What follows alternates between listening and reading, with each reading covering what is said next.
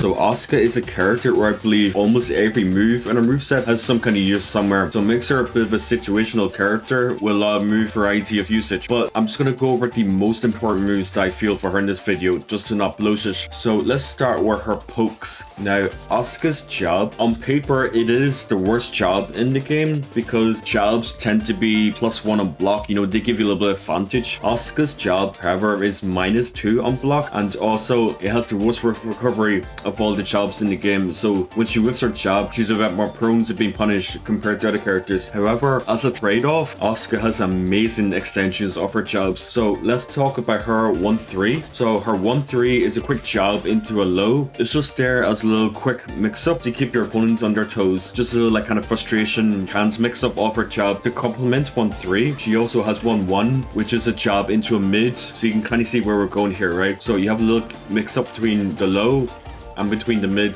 so they have to guess for a little bit of mix up. She also has 1-1-3. This is strong because as of the last patch, you can delay the last hit, which can be really good to catch your opponents pressing a button, for example. And on counter hit, you get guaranteed down back 1-2, which goes into heat engager, which I'll cover more in the later section. So basically her job strings are just there to annoy the opponents. You also have 1-2 if you want a mage option as well. It's also natural offer job, so 1-2 is a natural combo, 1-3 is a natural combo, 1-1 isn't, however, but you can vary your usage of them. You can also do 1-2 into spin if you want to catch them off guard, for example. So her job strings are very, very important to use to frustrate your opponents, make them overextend, and that plays right into Asuka's game. So it's all about annoying the opponents. Her main mid poke is going to be down forward 1. Down forward 1 because it has very high plus frames on hits, so it's +8, which is very, very good for down forward 1. Now, unfortunately, she has nothing natural off her down forward 1, so no follow-up is guaranteed. However, on counter hit, down forward 1-2 is guaranteed, and on counter hit, down forward 1-4 is guaranteed. So the whole point of her down forward 1 is you're going to make the opponent reset after down forward 1 because of the extensions that she has between the high and between the mid. You can really make them freeze up after down forward 1, gives you mental frame advantage and allows you to do other things. Now, down forward 1-2 does a lot of damage on counter hit. Down forward 1-4 is a counter launcher as a mid option, so your opponent is going to be really scared to challenge Asuka after a block down forward 1, and also the follow-ups are very rewarding on counter hit. Another mid poke you want to use with Asuka is her down forward 4. Down forward 4 is 12 trim, so it's her fastest mids. It has very good range. She's hitting from here and it's also 12 frame, remember? Now, compared to Dumport 1, it's quite linear, so you want to use this more for like keep outs kind of sense, keeping your opponents at range, being like, hey, you can't just come in so easily on me, right? And Dumport 1 is more for like pressure up close, more for making your opponents hesitate and to harass them up close, checking the situation. And Dumport 4 is just more for range, neutral, spacing, kind of mid poke, put her back into a nice range where she can move around and poke at them. For lows, your main low poke is going to be Denmark 3. Denmark 3 because it has very good range. The damage is quite nice, ascending damage, and it's not too unsafe on block. So if they block it, you're not going to get a big punish. Now, the problem with Denmark 3 is there's a lot of pushback on hits, so it can be hard for Asuka to continue her pressure afterwards. So you have to be mindful of the distance that it creates and be careful about whiffing your attacks afterwards. For example, if you would do that front one here, it's gonna whiff, right? And if the opponent is aware, they can whip punish your frame trap attempts afterwards. Now, however, at the wall, this becomes a lot better because with the wall to their back, there's normal pushback on Denmark 3. So you can really use the plus frames afterwards. And a common follow-up after Denmark 3 is the Denmark 1 that we talked about. And Denmark 1 also becomes a lot stronger at the wall because the mids will now wall splat for a wall combo, right? So this makes her Denmark 1 mind game a lot better. So you're harassing them with Denmark 3. If they mash here at any point, you can frame trap with Denmark 1 too. And remember, her Denmark 1 strings are natural on counter, so this is natural on counter, and this is natural on counter. So you can keep doing this, keep doing this, keep doing this, and eventually they'll try to duck or mash their way out, and that's when you can catch them with Denmark 1 and the strings. And the mind game on Denmark 1 becomes a lot better because they're going to duck the high less often because the mid wall splats, right? That whole mind game becomes a lot better. Another low poke you can use with Asuka is her Denmark 4. Denmark 4, because it high crushes, so compared to Denmark 3, Denmark 4 high crushes, it's good to approach the opponent with because she's still in their face afterwards. And you also have the option of going into crouch afterwards. Now just be careful with Denmark 4 because some people can see Denmark 4 reaction, but that's only like the 0.1% of the player base, so don't worry about it too much. So Denmark 4 is good to high crush. It's like a safety net, right? So if you're afraid that they're going to mash out of your Denmark 3, you can use Denmark 4 to poke at them with a low and also to cover yourself with the high crushing property. You can also sometimes sparingly finish Denmark 4 because some people like to move afterwards, or they like to press buttons after Denmark 4 because it's neutral on hits, so they might think, oh, I can take my turn now. So that's when you can finish Denmark 4 sometimes, and Denmark 4 by itself is a counter launcher, which is pretty nice.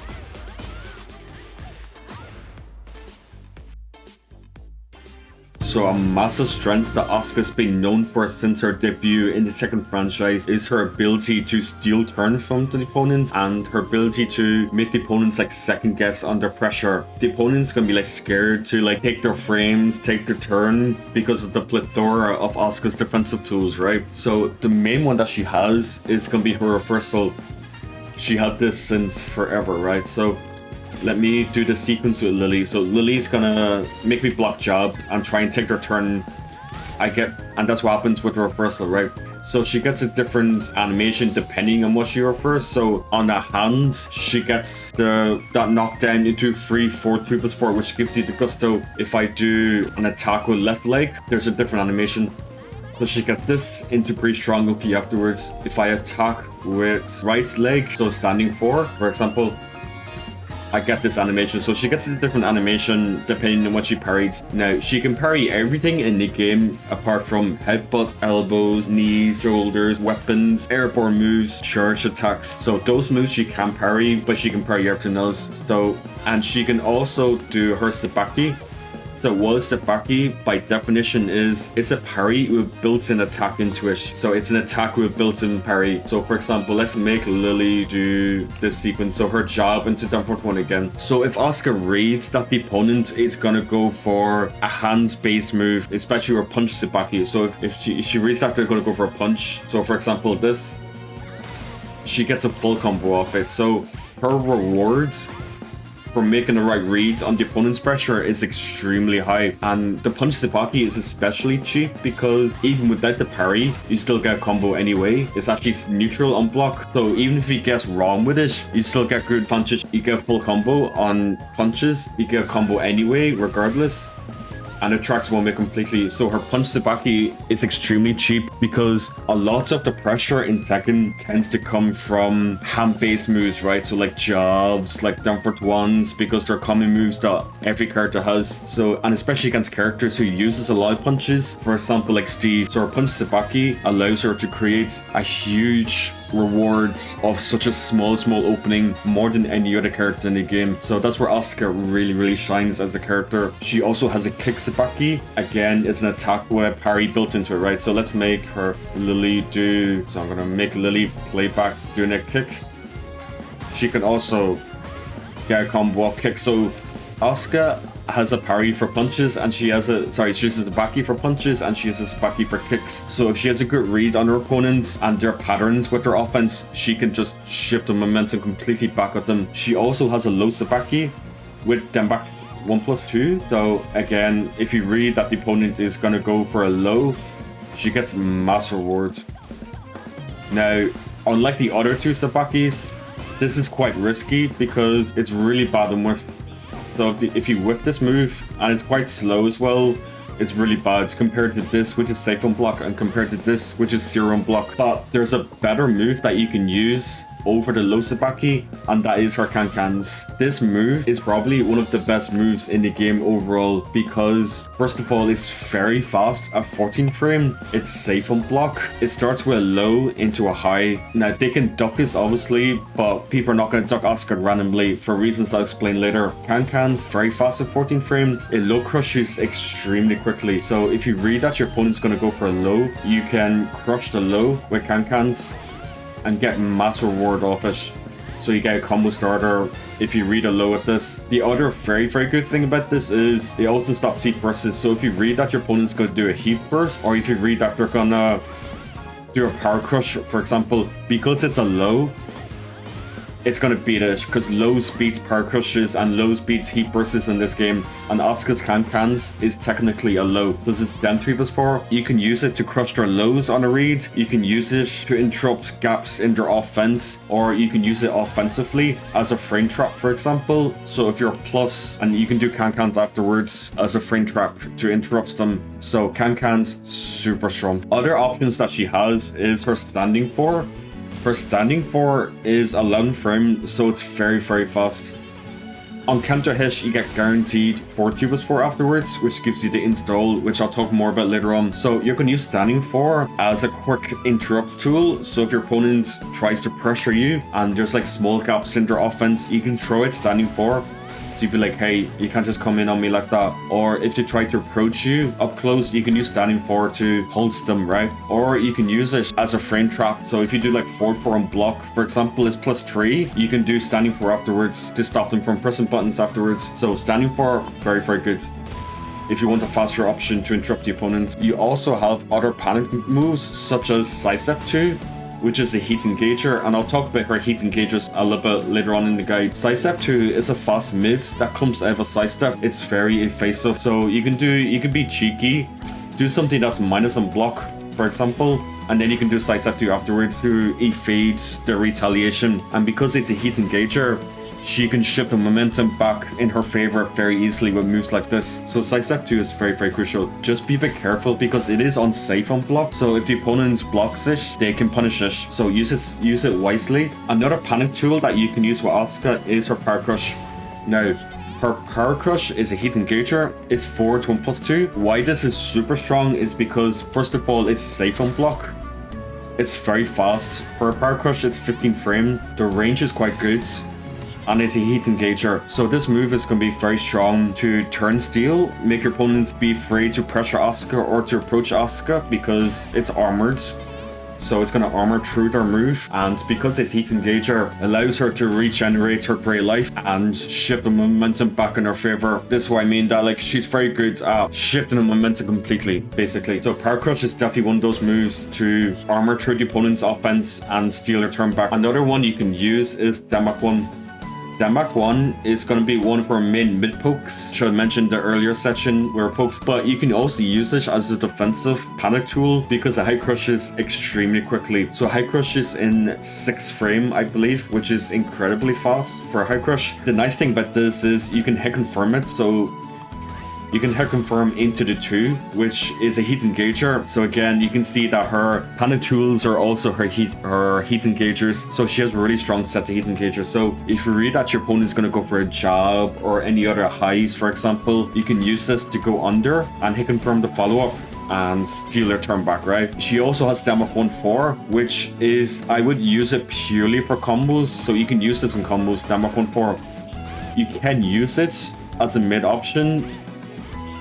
Just be careful, it is launch punchable on block, but if you think your opponent's going to duck the 2 here, you can throw this out sometimes with the Denmark 1-4. Just be careful because it is launch punchable on block and it's not really in your favor, but it is there if you want to mix up between Denmark 1-2. The last panic tool I want to go over with her is her Denmark 2. Denmark 2, it crushes highs faster than Denmark 1, so I believe this crushes in like 4 frame or 5 frame. It's quite fast anyway. If you read that your opponent's going to go for a high or jab or whatever it might be, you can use this and you can get a combo starter.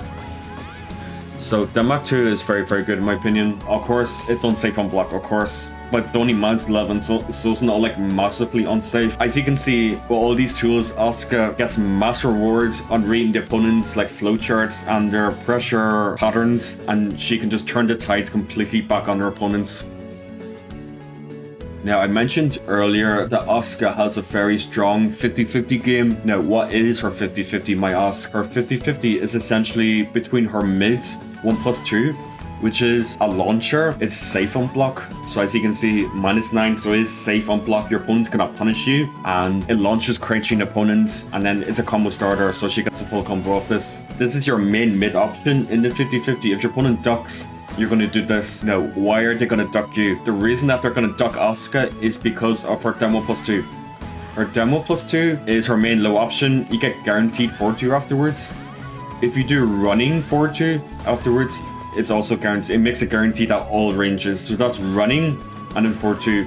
Makes it guaranteed at every range. Now, your whole game plan with Asuka is going to be using her pokes, using her panic tools to make the opponents scared to interrupt her, scared to attack her, because she lands one of those panic moves, it's big trouble for the opponents. Your key game plan with Asuka is going to be forcing her 50-50. That's going to be through making them be scared to attack her and making them hesitate, allowing you to take the momentum and force the 50-50 on them. You can also force the 50-50 on Oki, for example. Let me set Lily to tech roll. So let's say we do this. Lily techs roll. You can run up and do the 50-50 again. Lily techs roll, run up, do the 50-50 again, right? She can kind of loop the situation as well. And she has a bunch of tools that she can use to enforce the 50-50, such as her running 1+2, which I'll talk about more. But this is one of the tools that really makes her 50-50 like a lot more accessible and a lot scarier to deal with. So that's her 50-50 in a nutshell. And it's going to be your main mix-up with Asuka to make comebacks with, to rack up damage with this character, to annoy the hell out of your opponents, to be honest. Now, these moves are just like other moves that I don't really have a category for. Offer 3 is a really good like approaching tool with this character. Offer 3 because it low crushes, it's really plus on hits, and it's a counter launcher, which is the big thing about it. You can use this to approach the opponent with, you can use this to close the gap, as well as hopping over lows and to fish for counter hit. Now just be a bit careful because it is quite slow. You want to be sure that your opponent is going to respect you. Offer 3 on block, it's only -3, so it's not too bad on block. So this means that you can still like go for turn stealing options. So maybe you can go for a punch Tsubaki afterwards if you think they're gonna try and attack you with a punch, or you can do upper 3 into sidestep 2, which is like a personal favorite of mine, and I've used this flowchart for literally like decades. Upper 3 sidestep 2 is good to evade your opponent's retaliation, and when your opponent's like freezing up because of your various panic tools, maybe they try to take the turn back this, or this to crush jobs, this to evade their retaliation, this to whatever you want, you know. You can get creative, right? Or you can reversal afterwards. So when they're scared to challenge you after upper 3, then you can start to bully them with your pokes, with your 50-50s, and so on. So upper 3 is a good approach tool for sure. Another move that you can use to kind of approach the opponent with, and also it's a homie move as well, 443. 443 is a homie mid that has a lot of range. It's good to close the gap between yourself and the opponent. On counter hit, you get guaranteed 4-3+4 into the gusto. On hits, you get guaranteed while standing will +2 attempts. So if they press a button here, while standing will +2 will counter hit them. And I'll talk about that a little bit more as well. So it's good to make the opponent respect Asuka out of range in case they eat this. So you can use this as a good timing to fish for counter hit. And it's a home mid as well. So if you think your opponent's going to step as well, you can also use this to be like, hey, you can't just step there, right? So 4-4-3 is good. Another homie move that Asuka has is 4-4. 4-4 is really strong because first of all, it's +3 on block. So you can continue your offense here. So you can do this into this, or you can do this into back 4. And back 4 is a knee, which is a counter hit launcher. It's 15 frame, so back 4 is also good to use in conjunction with 4-4. Now, the thing about 4-4 is it's a launcher. With some practice, you get pretty easy follow-up afterwards. So 4-4 is a homing plus some block launcher. So you think about it, that's pretty crazy, right? 4-4, definitely use it if you think they're gonna step or if you think they're gonna approach you. So you can use it as kind of a keep out tool as well. So if they could run into this, or if they step, you can nail them with this. So 4-4, definitely use it to keep up momentum and to stop your opponent from stepping. Another move that you're going to use with Asuka is now for whip punishment. Her main whip punisher is going to be 4-2. So this is the move that you want to use with Asuka as a whip punisher. So if your opponent whips something, you force a whip from your opponent, you know, they could whip something or whatever, 4-2 is going to be your main whip punisher. Now, the thing with 4-2 is it is unsafe on block at -18, so you have to be very confident in using this as a whip punisher. You have other whip punishing rules such as up 4-2 if you want something faster and more reliable, and it's also safe on block. So if you mess up, it's not the end of the world, right? Ideally, you want to use 4-2 as your main whip punisher, but if you're not confident, you can use up 4-2 instead, or you can even use down 4-2 if you're up close. Down 4-2 is a safe 15 frame launcher. You can use it at range because it recovers quite quickly, so it can be difficult to whip punish, and you can also use it up close as well, just to kind of clip your opponent out of moving or to clip them out of a button, for example. So down 4-2 is good. You can like use it as a keep out tool. If your opponent like runs in, you can also use it as a keep out tool, and up close you can use it up here as well. Another keep out kind of move you can use at range is her back 3. Back 3 because first of all, it's a normal hit launcher. So you get a combo starter, and if your opponent runs into it, it's just like down 4-2. Back 3 is pretty unsafe on block. However, the pushback can make it quite difficult for a lot of characters to punish consistently. And also, if you use it well, you can catch your opponents off guards and they wouldn't be ready to punish it, for example. So back 3 can be used as a strong keep out tool. And the thing with back 3 is you want to confirm the follow-up. So if you do back 3, 4-3, you only want to do back 3, 4-3 on hits. So if they block it, don't continue it. If you get hit by it, continue to stream. Another move that you can use in like general neutral is her standing 3. Standing 3 because it's 14 frames, so it's quite fast for mids. It's hit confrontable, pretty easy to confirm into the follow-up, so it's pretty beefy as a mid hit confrontable string. So you can kind of like throw this out up close, see if the opponent's pressed or whatever, and see if you hit it. Then you confirm it, right? However, it's not too unsafe on block. It's only mass 11, so it's not too unsafe. And if you land a second hit on counter hit, you get guaranteed 4-2 afterwards. Standing 3 can be super delayed, so it can be pretty nice to fish for a counter hit with this. So if you think your opponent's going to try and take the turn after standing 3, you can finish the follow-up and get your free 4-2 afterwards. Another move I really like to use with Asuka is her while standing 1+2. While standing 1+2 because, first of all, it's a counter hit launcher. And it has a lot of range, right? So first of all, it's a counter hit launcher. It's pretty nice. Bam, counter hit launcher. It's good to close the gap. The other thing is you can also cancel it as well. So this can be one of the ways that you can force the 50-50 with Asuka, right? While standing 1+2 to close the gap, they might be scared of the follow-up. They might be scared of this on counter hit, right? So they're going to respect you. Use this to close the gap. Now you're in their face. And what can you do with this? You can, for example, do demo +2. So you can cancel demo +2. And your mid option from the while standing 1+2, it can be FC Dumper 3, which is a safe mid option. So if they're looking to duck this, or if they're looking to duck her FC Dumper 2 low poke, you can use FC Dumper 3 to catch them. So I love to, personally, I love to do this a lot. I do this a lot with Asuka myself, and it's safe on block as well, so they can't punish you for this. So it's a pretty nice thing to go for. The other low I mentioned was FC Dumper 2. FC Dumper 2 is a low poke that she has from crouching. Why this move is strong is because, first of all, it's 0 on hits. But the big thing is, on counter hits, you get very big follow-up. So you get while standing 1-4 into 4-2 plus 4, right? And if with some execution, you actually get a combo afterwards. So I'm going to drop it, obviously, but there you go. Okay, right, that was embarrassing. But you get guaranteed crouch cancel, Dumper 2. So you tap up and then Dumper 2. I don't normally drop it that much, so please don't roast me. But basically, FC Dumper 2 as your main low poke, FC Dumper 3 as your main mid out of crouching, and you can also do demo plus 2 from crouch as well. Close the gap with the cancel, be in their face, harass them, close the gap, harass them. When they start to disrespect you, let rip fully. This move I have to talk about a lot because this was massively buffed in the latest patch. It's her while running 1+2. While running 1+2 because, first of all, it's homing. It's +4 on block. It does chip damage. As you can see, it does chip damage. The buff to this move was it's a counter hit launcher, so you get massive rewards if this move lands a counter hit. And the other thing is her install makes it a lot better. I'll talk about her Naniwa Gusto in a separate section, but just know that while running 1+2 is going to be one of your main ways to approach with Asuka. So it's going to be one of your main ways to approach your opponent with this character. So let's quickly talk about Asuka's heat system. So first of all, 5 heat engagers are Dentu, which is a range mid move that you can use at range to clip your opponent. In heat, it's a launcher, so it's a full launcher in heat. The other move is Sidestep, which we spoke about. Very evasive panic tool, which is good to steal the turn from the opponent. While she has heat active, this turns into a launcher, which is extremely bullshit in my opinion.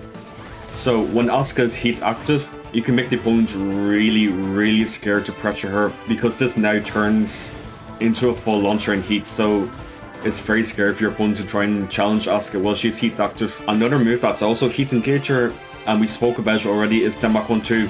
A very high crushing mid poke that she has in heat. You get them for 3 follow up afterwards, guaranteed. Nothing else, just them for 3. Another move that she has is her destabilizer grab. So her destabilizer grab is forwards 1+3, and in this you have a 50-50. So let me turn off Lily blocking. So you have a mix up between the low, which gives free 4-3 afterwards, and you have a mid heat engager. So when you grab them with this, they have to guess between the mid heat engager and they have to guess between the low. You also can access this with while standing 2 1+2. So if you block a low, you can punish with while standing 2 1+2, and you get 50-50 afterwards. Same as the grab. So this is more of a guaranteed way to go into it because you block a low, you go for the punish. So it's a guaranteed way to go into the 50-50. And her last heat engager is her Power Crush, which again I spoke about earlier, incredibly strong. And while she has heat active, she just gets 4-3+4 afterwards, guaranteed. And with the destabilizer mid, it's a launcher. So those are our 5 heat engagers. Now remember we spoke about Asuka's 50-50 between 1+2 and Demo +2, right? Her main ways of getting this 50-50, one of them is landing a heat engager. So she dashes in, she's super plus on hit, right? So your opponent has to block 1+2, or they have to block Demo +2. So you get free 50-50 attempt here. You're so plus here, they have to take this mix up. Now, some characters like bears can not take the low, for example, because of how their legs work. But against like most of the cast, they have to guess 50-50 here between the mids and between the low. So that's a very scary way that she can access her 50-50. Her heat mechanic is she gets infinite use of the Gusto system. Now I'll talk about her Gusto in the next section, but she gets, as long as the bar is active, she can use Naniwa Gusto as long as she wants now. And also, of course, while heat is active, her chip damage increases, right? She does chip damage on all of her moves, just like every other character, right? So she does increase chip damage on her moves. Her 4-1 becomes a lot better in heat because it does 11 chip damage. It's +5 on block. So if they try to disrespect you here, remember you have can-cans to counter hit them. And 4-1 gives free Denmark 1-2, which is going to be one of your main ways to land Denmark 1-2. So guaranteed Denmark 1-2 afterwards. So 4-1 also becomes strong along with heat just for the chip damage. and the fact it gives you heat engager as well. So now let's talk about her Naniwa Gusto in the next section. So Asuka got like a new mechanic in this game, and that is called Naniwa Gusto. Now what Naniwa Gusto is above 3 of her moves. Now she can get this Naniwa Gusto installed from various moves and follow-ups. One is 4-2, 4-4-2, 1+2, 4-3+4, back 2-4-3, or if she has heat active, she has access to it. So you can see the blue icon lights up when she gets Naniwa Gusto below her health bar. Now she can get this in various situations, such as Demo +2 4-2, FC down for 3 4-2 as a combo ender. So 4-4-2 1+2 as a combo ender. She can get off while tiny 1-4 4-3+4. So for example, like off this, she can also get off the reversal. So she also gets it off the reversal. So she can get in a bunch of different ways, right? What does it actually do for her? So let's talk about the 3 moves that affect. Now the first move I touched on briefly is while running 1+2, right? While running 1+2 is Asuka's main approach tool. So this is what it does on normal hit, right? So it's a normal hit knockdown. It does 6 points of damage on chip damage on block. It's +4 on block. What happens when we have the install active? It turns it into a normal hit launcher, which is crazy, right? And with this combo, you get the install back. It's +11 on block. So from +4 to +11, and it does even more chip damage on block. So what does the +11 mean for this character? So +11 is a crazy huge number, right? She gets a guaranteed 50-50 attempt on block. So most characters can't backdash away from this mix-up. So this is a really good follow-up afterwards because they can't press buttons here, they can't armor through this. So 1+2 is a great flowchart after while running 1+2 with the install and block. And you're close enough for them 1+2. So you can get the idea how this character is very like casino, very 50-50. You're still making them guess between the mid and you're making them guess between the low, right? While taking chip damage and block. So while running 1+2 becomes insanely good for this character with the install active. The other move that it buff is 4-4-1+2. So 4-4-1+2, this is what it does on normal hit, right? It's a counter hit launcher. Again, same combo, gives you the install. So 4-4-1+2. Now, what does it do? It does some chip damage. 4 chip damage is minus on block. With the install active, it turns it into a normal hit launcher. And then again, the combo gives you the install back. It makes it do more chip damage, and it makes it +2 on block. So the install buffs this move like massively. This really complements while running 1+2 because they might be hard ducking this move at range, right? Because they can't step it and they don't want to block it because it's massively plus, right? So they're likely going to duck it at range without stepping. If they're hard ducking at range, well, what do we have, right? If they're hard ducking it, swing at them with this as a mid option, right? So you're going to teach them, hey look, you can't just duck me randomly because I help this, right? If you don't have the heat active, you can also just do run up 1+2, or you can do 4-4-3 to catch them ducking it. So the whole idea is to make them block this, shift them down, especially with the install active, keep shifting them down, and when they start to duck against it, swing at them with 4-4-1+2. So you can see how this character gets really toxic with her 50-50s, with her plus frames pressure, her safe launchers. Man, this character is really strong at the moment. Third move that the Naniwa Gusto buffs is her up 1+2. Up 1+2 is more of a combo ender. Let's say I go for a combo and I do up 1+2 normally. It doesn't spike them. Lily can roll back here. It doesn't show in training modes, but Lily can back roll here. So nothing is guaranteed if you don't have the install. However, if you have the install and you get a launcher, you get guaranteed 4-3+4 afterwards. So the good thing about the 4-3+4 is,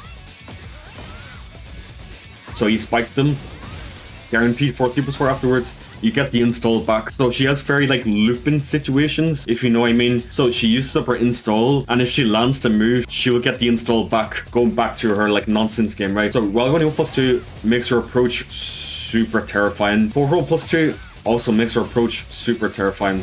With the heat system, so if you do heat burst, you get 3 usage of the Naniwa Gusto. So 1, 2, 3, right? If you land a heat engager, you get 4 usage. So 1, 2, 3, 4, right? As long as the bar is active, you won't burn up your install using one of her Naniwa Gusto moves. So those are the 3 moves that it buffs. In heat, Asuka has Heat Smash, which can be useful to burn. It's decent if floor breaks. So on floor break stages, this will floor break for full combo. It tracks one way completely and it low crushes. So this can be good to use as a way to exit heat. But personally, I prefer to use it on her heat system, right? So her Naniwa Gusto moves. But it depends on the player, of course, how they want to burn it. So that covers her Naniwa Gusto in a nutshell. So I just want to say, if you got this far, I just want to say thank you for watching the video. I hope it helps a lot. I'm aware I have a tutorial already, but I feel like Asuka changed so much. And obviously I have more knowledge of the character now since my last tutorial. So this one's like more like comprehensive, just to give a better idea of how she plays nowadays, especially after the patches. If you like this video, please leave a like, please leave a comment, please leave a subscription. And I hope you enjoyed the next tutorials I'll upload for the other girls as well. Thank you for watching. Take care. Bye bye. You win. 今日はこんぐらいで許したるわ。